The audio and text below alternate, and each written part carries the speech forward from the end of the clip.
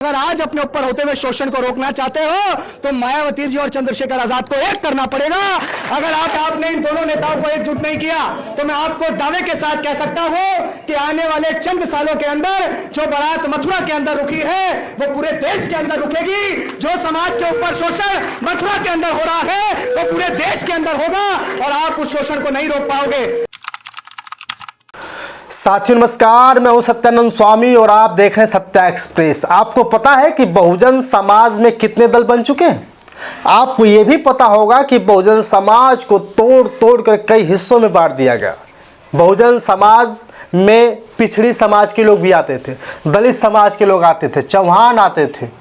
और आपको बता दूं कि आज की स्थिति है कि बहुजन समाज में कई पार्टियां बन चुकी हैं। साथियों, एक समय था कि बहुजन समाज की बस एक ही पार्टी हुआ करती थी, बहुजन समाज पार्टी। लेकिन आज सुहेलदेव भारतीय समाज पार्टी, आज़ाद समाज पार्टी, निषाद पार्टी, तो चौहान पार्टी, तो शब्दभेदी पृथ्वीराज चौहान पार्टी, अलग अलग पार्टियां ही बन गई।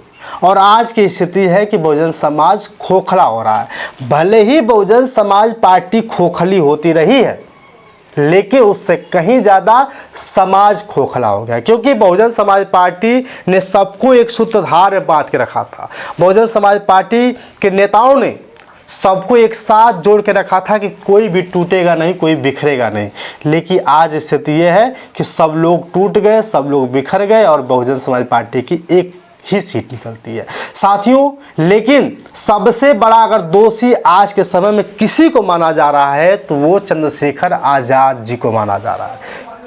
क्योंकि अगर बहुजन समाज पार्टी की थोड़ी सी बात करें तो बहुजन समाज पार्टी को लोग बताते हैं कि ये दलितों की पार्टी है, और दलितों की पार्टी होने के बावजूद हमेशा से बहन कुमारी मायावती को लोग टारगेट करते हैं और कहते हैं कि अगर सच में दलितों की मसीहा कोई है तो वो बहुजन समाज पार्टी की नेत्री, बहुजन समाज पार्टी के मुखिया है। लेकिन चंद्रशेखर आज़ाद पे आरोप लगता है कि अगर चंद्रशेखर आज़ाद ने एक नई पार्टी नहीं बनाई होती तो दलित उनके साथ नहीं जाते।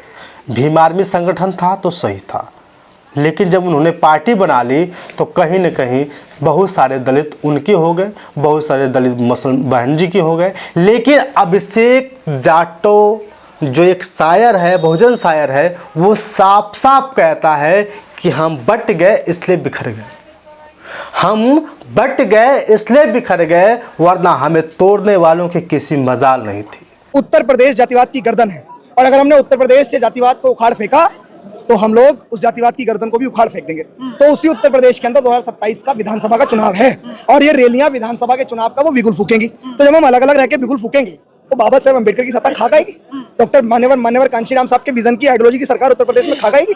हम चाहते हैं कि इस देश में मिलकर मोर्चा बनाकर सरकारें बनाने की ओर ध्यान दिया जाए। 9 अक्टूबर की रैलियां अगर अलग अलग दिशा में होंगी तो बिल्कुल उनका ये सेवक, उनका ये बच्चा, उनका ये भाई और उनको अपना आइडियोलॉजिकल लीडर मानते हुए मैं उनसे हाथ जोड़ के निवेदन कर रहा हूँ, अगर रैलियां 2 होंगी तो बिल्कुल 9 अक्टूबर को हम भी पहुंचेंगे, क्रांति का आगाज होगा। 2 रैलियां किसी भी कीमत पे नहीं होनी। साथियों, माननीय कांशीराम साहब ने साइकिल से चलकर सब लोगों को जोड़ने का प्रयास किया। निषाद को, मल्लाह को, जो है कि आपका कुर्मी को, कोयरी को, राजभर को, चमार को, सबको जोड़ने का प्रयास किया। 2007 और 12 की बहन जी की पूरे बहुमत की सरकार थी, सब लोगों ने उसे तोड़ दिया। तो कहीं टूट गई तो कोई कहता है कि बहन जी काम ही नहीं करती, कोई कहता है बहन जी सुनती ही नहीं। आपको ये पता होना चाहिए कि बहुजन समाज पार्टी की मुखिया ही एक ऐसी नेता है जो कभी युवाओं पे मुकदमे लगने नहीं दी, कभी धरना प्रदर्शन नहीं की, कभी आंदोलन नहीं करने दिया, क्योंकि उनको पता है कि हमारे समाज के लोग गरीब हैं, हमारे बहुजन समाज के पास इतना पैसा नहीं है कि वो जमानत दे सके। इसलिए बहुजन समाज पार्टी ने बहुत ही मजबूती के साथ काम किया। लेकिन साथियों, अभिषेक जाटो जो बहुजन शायर है, वो बहुजन समाज पार्टी और आज़ाद समाज पार्टी के दोनों मुखिया को एक साथ लाने की प्रयास कर रहा है। तो आपको बता दूं कि भीम आर्मी के कुछ लोग, बहुजन समाज के कुछ लोग सड़क पर उतर गए हैं कि बहुजन समाज पार्टी को और आज़ाद समाज पार्टी को एक कर लिया जाए, क्योंकि जिस दिन एक हो जाएगी कहीं न कहीं फिर से बहन जी की सरकार हो जाएगी।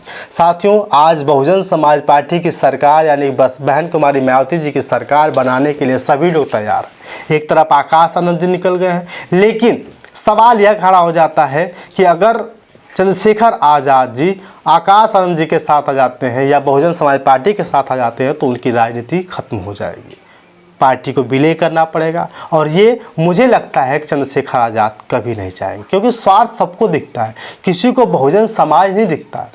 चाहे चंद्रशेखर आज़ाद हो या कोई भी नेता हो, जो वामसेफ हो गया, वामसेफ भी चाहती तो बहुजन समाज पार्टी के साथ जुड़ सकते थे, लेकिन अब बहुजन समाज के साथ सब लोग हैं।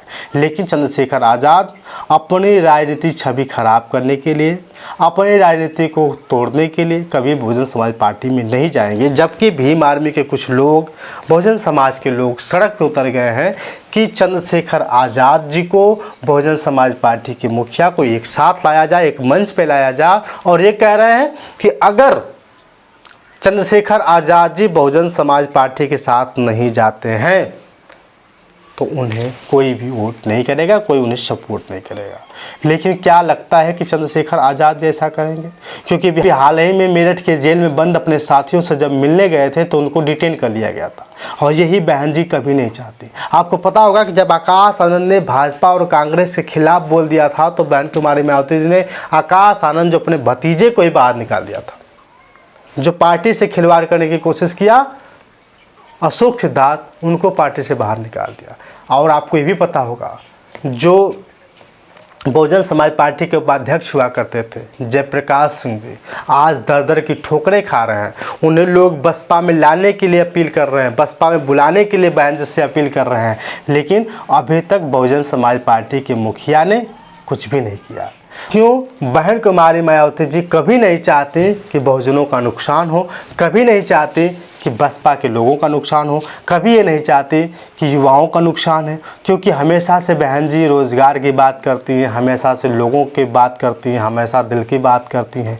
लेकिन मेरे प्यारे साथियों, समझना और जानना बहुत ज़रूरी है कि जब तक बसपा, आसपा, सुभाषपा सब लोग एक साथ नहीं जाते हैं तब तक बहन जी की सरकार नहीं बन पाएगी। बहन जी की सरकार को मजबूत करने के लिए, बहन जी के हाथों को मजबूत करने के लिए सब लोगों को एक होना पड़ेगा। जयप्रकाश सिंह को लेना पड़ेगा, स्वामी प्रसाद मौर्य को लेना पड़ेगा, चंद्रशेखर आज़ाद को लेना पड़ेगा, जितने भी छोटे छोटे नेता जो कभी बहुजन समाज पार्टी में अपनी साख रखते थे और जिनकी धाक हुआ करते थे, जो बहुजन समाज पार्टी को छोड़कर चले गए, उनको एक साथ लेना पड़ेगा, तब जाकर के बहुजन समाज पार्टी मजबूत हो पाएगी। क्योंकि साथियों, आपको पता है कि जिस तरह से एक युवाओं का तबका जो है कि बहुजन समाज पार्टी की तरफ है, तो कुछ युवाओं का तबका जो है कि चंद्रशेखर आज़ाद की तरफ है। कोई कहता है कि आकाश आनंद हमारे प्रिय हैं, कोई कहता है कि चंद्रशेखर आज़ाद हमारे प्रिय हैं। लेकिन हकीकत में अगर सरकार बनानी होगी तो सभी युवाओं को एक साथ करते हुए चंद्रशेखर आज़ाद और बहन कुमारी मायावती जी को एक साथ आना पड़ेगा, एक मंच पर आना पड़ेगा, तब जाकर के बहुजन समाज पार्टी की सरकार बन पाएगी। बाकी आपकी राय क्या कहते हैं कमेंट कर बताइएगा। बहुत बहुत धन्यवाद।